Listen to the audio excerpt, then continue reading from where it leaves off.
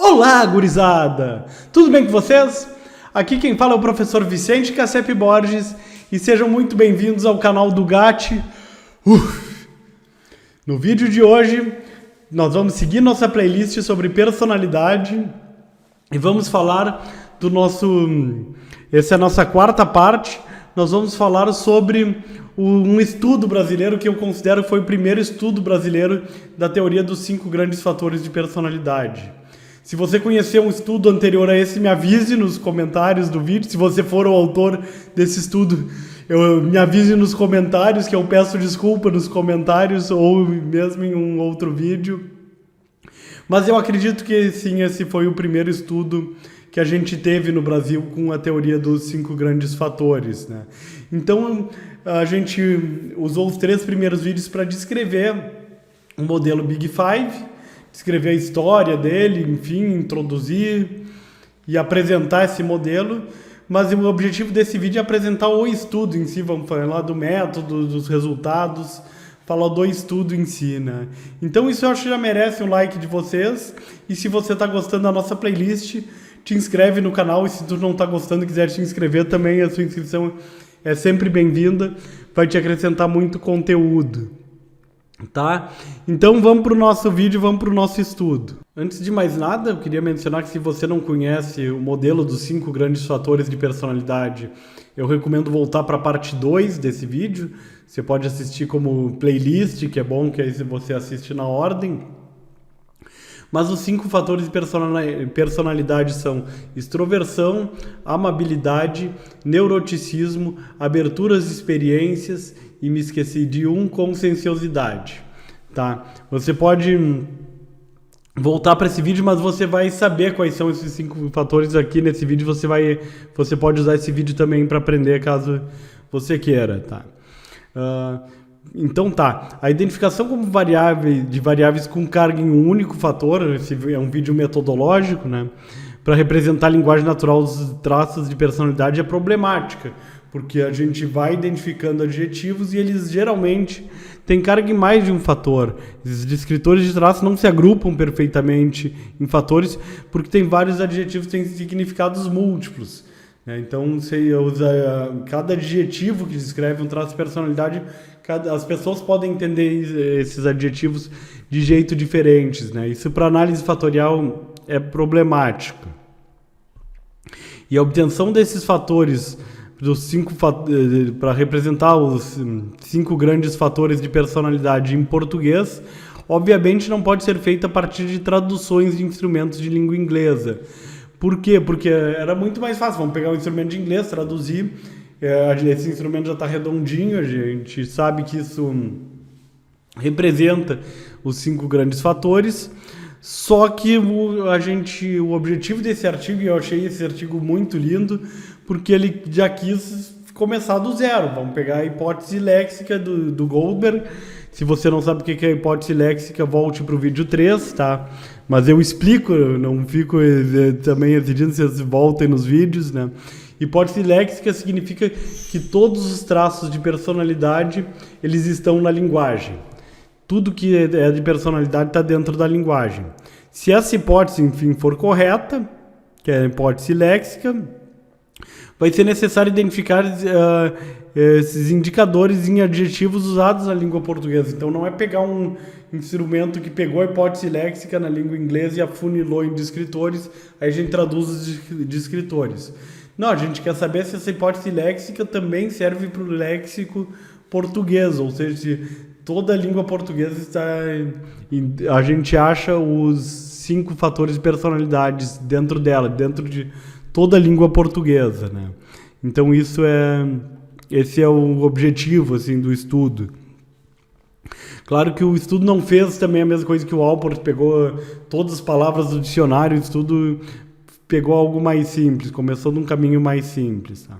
A amostra dele foram 976 estudantes universitários, então quase 1.000 estudantes universitários, uma amostra bem razoável, um número bom assim, de participantes, de vários cursos de graduação de diversas universidades no Rio Grande do Sul.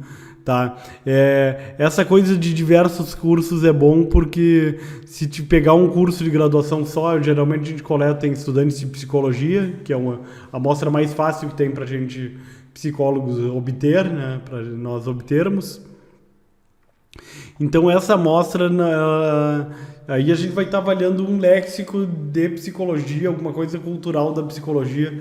Pode ser que tenha algum trejeito cultural na psicologia que não se reflita para outras áreas, então é importante essa diversidade em um estudo como esse, especialmente importante quando eu quero avaliar a personalidade, né? Porque pode ser que estudantes de um determinado curso tenham determinada personalidade também, né? Bom, eles pegaram 93 descritores, então, embora eles descrevam um caminho complicado, o estudo começou de poucos descritores, né?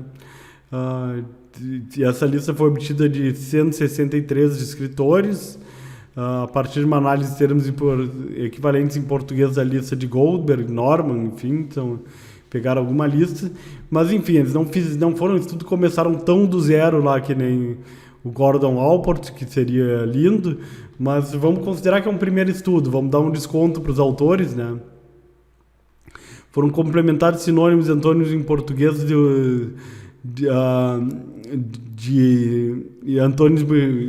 sinônimos e antônimos em português e dos ativos utilizados anteriormente na construção do BSRI, tá? Bisexual Inventory. É um teste que foi retomado pelo meu amigo Hernandes, tá? Ele é professor da UERJ, mas é um teste que avalia papéis de gênero, tá? E tem adjetivos que a gente avalia, será que isso aqui é um adjetivo que considera mais masculino, mais feminino?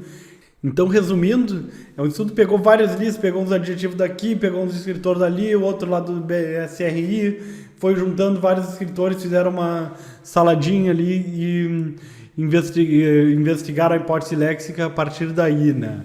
Mas claro que não é o padrão ouro que seria analisar o dicionário inteiro, mas é isso aí, é desconto para o primeiro estudo e é muito fácil criticar, eu quero ver fazer esse estudo de pegar o dicionário inteiro. Depois disso, eles excluíram termos que os juízes que eles pegaram, né? Foram 2 estudantes de pós-graduação que conheciam a literatura do Big Five, o modelo de 5 grandes fatores, e 2 bolsistas de iniciação científica, pegaram 2 IC que estavam lá, que não conheciam nada da área. Assim. Então, para a gente é importante ter esses 2 aspectos, gente que conhece a fundo e gente que não conhece nada, né?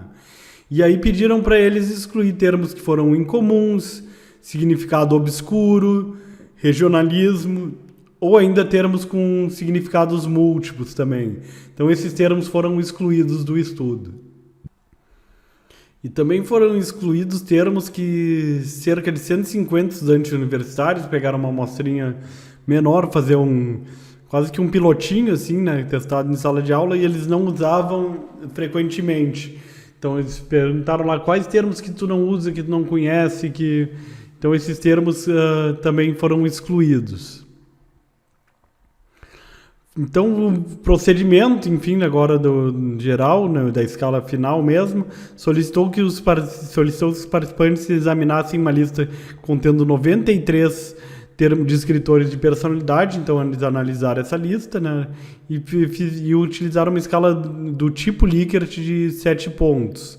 A pergunta que fizeram era o quão apropriado cada adjetivo era para descrever. Então, tem adjetivo bonito, me descreve bem, muito bem, maravilhosamente bem, mal, mais ou menos, enfim. O quanto que cada adjetivo descreve aquela pessoa, o quanto que eu acho que aquele adjetivo me descreve, né? Escala de tipo Likert, espero que meus alunos saibam, mas como é um vídeo público, é sempre bom retomar. E como tem os alunos que não aprendem, a gente retoma também, né? A gente é professor querido, sou um professor querido. É uma escala que a gente vai, então são 7 pontos nesse caso, né? Tem os 2 extremos, né? Um aqui, no caso aqui a pergunta é o quanto que me descreve, né?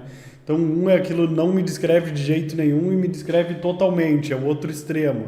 E aí tem as gradações no meio, né? E o 4, que é o meio termo, seria não me descreve nem muito nem pouco, alguma coisa bem no meio, assim, né? Então essa escala que tem essa gradação a gente chama de escala tipo Likert, né? Porque a escala Likert mesmo ela tem 5 pontos. A testagem foi realizada por assistentes treinados, familiarizados com esse tipo de procedimento, então pessoas que sabem treinar, mas também tinha uma coisa que é importante aqui para esse estudo, né? Um detalhe importante do método do estudo, que perguntas gerais eram respondidas, tá? Mas não se fornecia nenhuma explicação ou sinônimo para o adjetivo. Se a pessoa chegasse, eles já excluíram os adjetivos que não eram usuais. Se mais alguém chegasse, mas o que é isso aqui? Assim, eu não sei sei lá, o que é mastrodôntico, sei lá, não sei o que é esse adjetivo. Aí essa pessoa não respondia, assim. Claro que já não tinha uns adjetivos desse, né? Foi o que veio na cabeça, né? Então a análise fatorial permitiu identificar 5 fatores distintos. A gente colocou autovalores, que não é uma informação importante aqui, ele é importante para análise fatorial, mas o alfa de Cronbach assim, é uma informação que é importante, que é o que vai falar sobre a precisão da escala, né, para falar em grosso modo confiabilidade, consistência interna, que é o termo mais correto, mas basicamente se a escala é precisa ou não, você está medindo com precisão, né.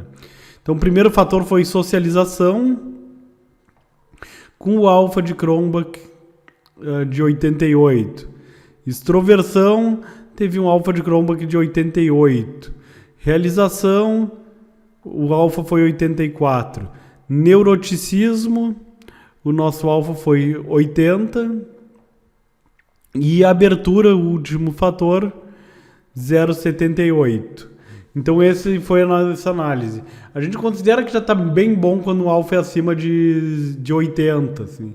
0,78 continua bom, assim, não vamos brigar por causa desses duas casas depois da vírgula. Então, a gente teve 5 fatores condizendo com o modelo dos 5 grandes fatores e, enfim, com uma precisão boa, né?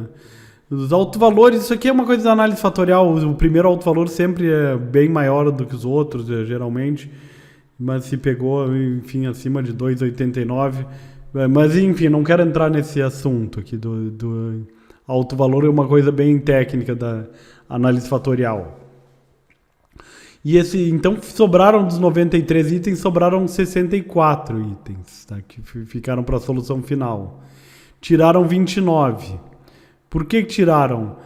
Carga superior a ponto 30 em mais de um fator, porque se queria itens que carregassem só num fator, o item que fosse só de amabilidade, o item que fosse só de extroversão, o item só de conscienciosidade, assim por diante.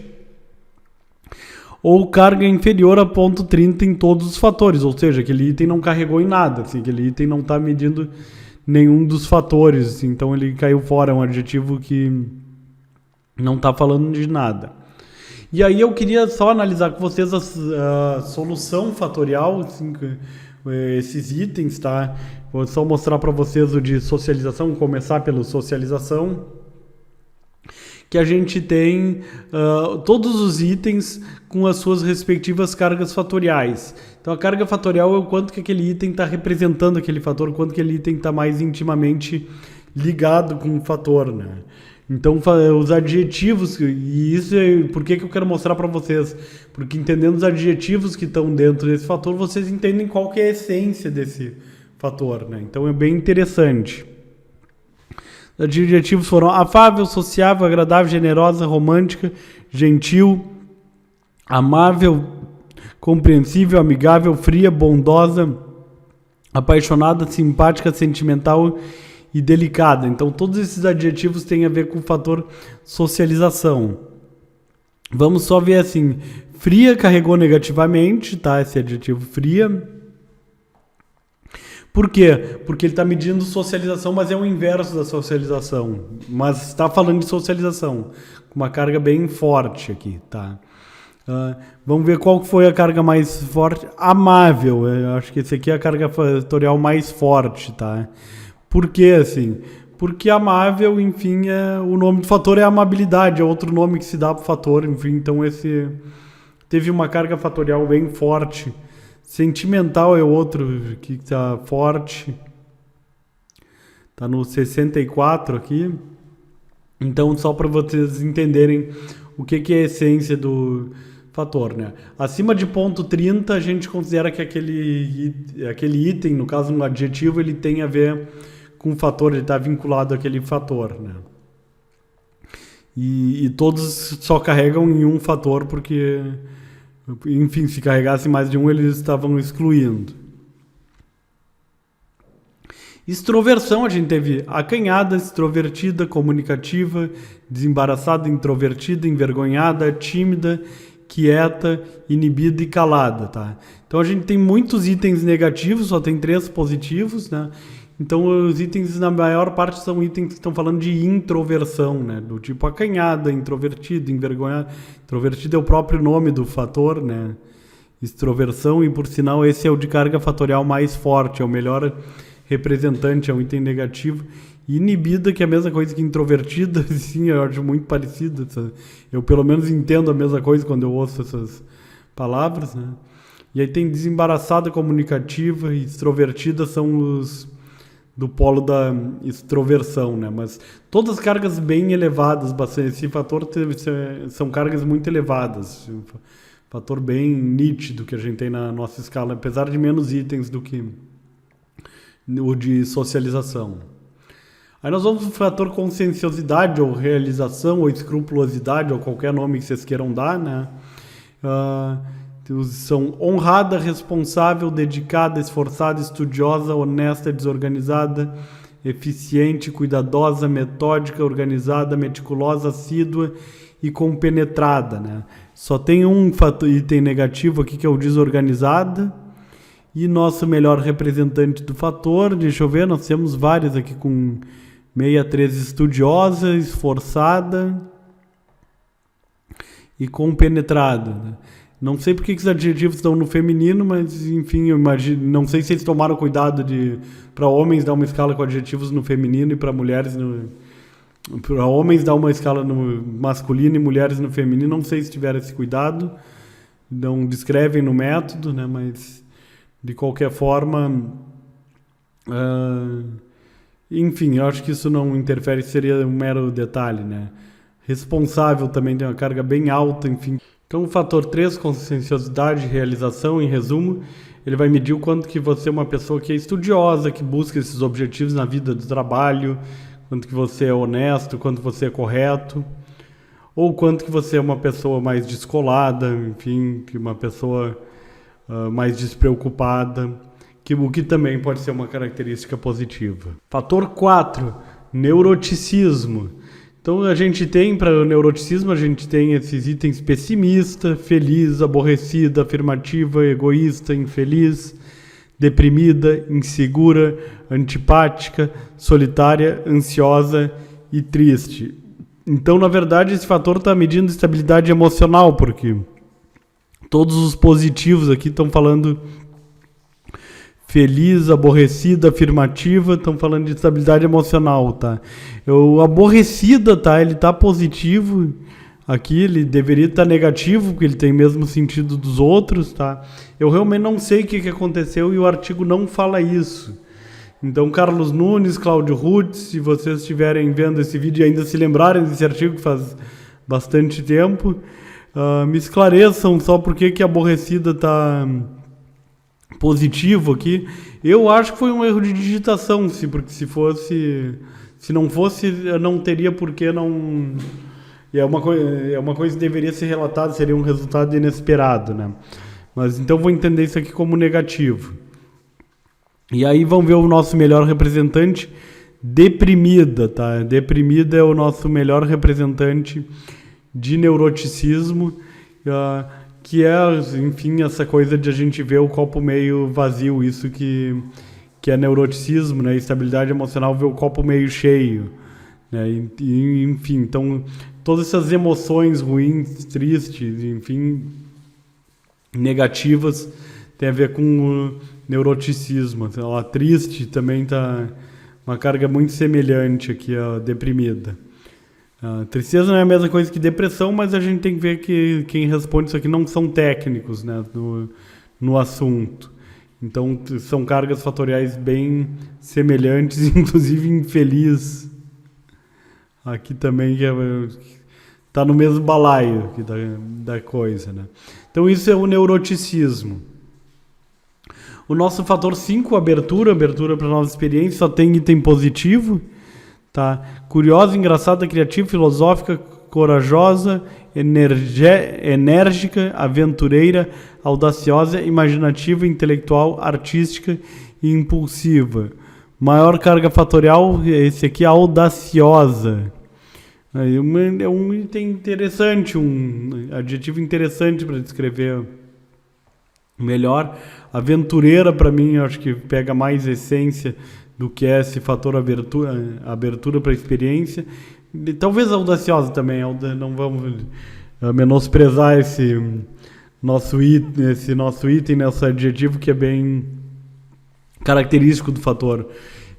Mas você pode ver característica como uma pessoa ser engraçada, curiosa, né? Então adjetivos também entraram, né? A própria coisa da inteligência, né? Então ele envolve essa coisa de criatividade, até impulsividade carregou nesse fator, assim, para mim não teria tanto a ver, ele até poderia estar no neuroticismo, assim, mas o importante, assim, o que vale é o que o participante acha, não é o que eu como pesquisador acho, né? Mas de qualquer forma uma carga não muito grande. Então essa é a essência do nosso fator abertura, são esses adjetivos que correspondem ao fator 5, que é a abertura para novas experiências. Outra questão que o estudo fez foi a diferença de sexos que eles avaliaram, né? Então ele encontrou algumas diferenças significativas do ponto de vista estatístico, que eu vou mostrar para vocês daqui a pouco. Mas eu só queria que observassem, são diferenças de pequena magnitude, mas a gente está trabalhando com uma amostra grande, a gente está trabalhando com quase 1.000 sujeitos, né? Então, uma diferença pequena é pescada, enfim, ela se torna significativa quando a gente tem uma amostra muito grande, né? E é possível que essas diferenças não tenham implicação prática de requerer novas normas diferenciadas por sexo, porque quando faz um teste para avaliar os 5 fatores de personalidade ou qualquer coisa, se tem uma diferença grande de sexo, tu tem que ter norma separada, vai corrigir assim, quero saber se essa pessoa é muito aberta para novas experiências. Aí se tiver uma diferença significativa, eu tenho que saber se essa pessoa é homem ou mulher, para saber, porque eu tenho que comparar com os outros homens e as outras mulheres, né? Mas não é o caso aqui, né? É uma questão que vai demandar mais atenção quando fizerem outro instrumento, enfim, né? E essas aqui são as diferenças de sexo. Então a gente tem socialização, extroversão, realização, com uma diferença significativa maior para homens, né? Então, diferenças de pequenas magnitudes, mas homens são mais extrovertidos, mais conscienciosidade e mais amáveis ou sociáveis do que mulheres significativamente. Mulheres têm maior abertura para experiências do que homens, tá? Nessa amostra aqui, eu não vou nem falar do achado da ciência, até porque eu também não tenho conhecimento assim, dessas diferenças de gênero em avaliação de personalidade. E neuroticismo foi a única que não deu diferença significativa, enfim, embora mulheres tenham um pouco mais de neuroticismo, essa diferença não foi significativa, mesmo com uma amostra tão grande como a que a gente tem, né, nesse estudo.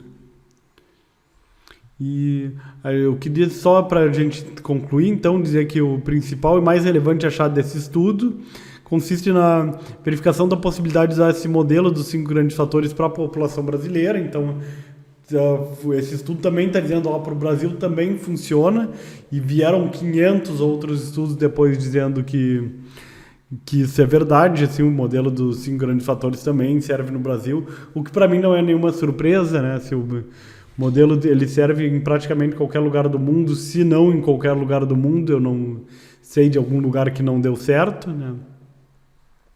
Mas ainda tem um longo caminho, né? Tipo, construir instrumentos e adaptar os já existentes.